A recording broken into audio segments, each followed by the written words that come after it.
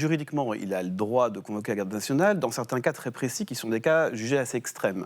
Notamment si vous avez une invasion étrangère, une attaque, ou si, et c'est le point qui est sujet à débat, il estime que les autorités en dessous de son autorité n'ont pas fait le nécessaire pour remettre de l'ordre dans une situation qui dégénère. C'est ce qu'il dit aujourd'hui. C'est ce qu'il dit aujourd'hui. Maintenant, tout le débat, c'est sur l'interprétation de ce que ça veut dire.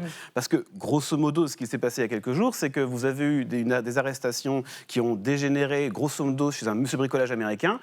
Et 24 heures, 48 heures après, vous avez des réservistes qui sont appelés, donc la garde nationale. Et hier soir, vous avez 700 Marines américains qui sont envoyés également. Donc c'est grosso modo une situation dans laquelle vous avez une situation qui dégénère place de la République et le président de la République décide d'appeler les chasseurs alpins pour pouvoir remettre de l'ordre dans la situation. Donc c'est disproportionné. C'est disproportionné, mais il y a vraiment un effet d'aubaine de la part de Trump. C'est-à-dire que vous avez un objet que les républicains et les conservateurs détestent, grosso modo la Californie, une ville, Los Angeles, et donc vous avez une situation dans laquelle il est en difficulté et il va utiliser un événement d'actualité pour pouvoir reprendre l'initiative.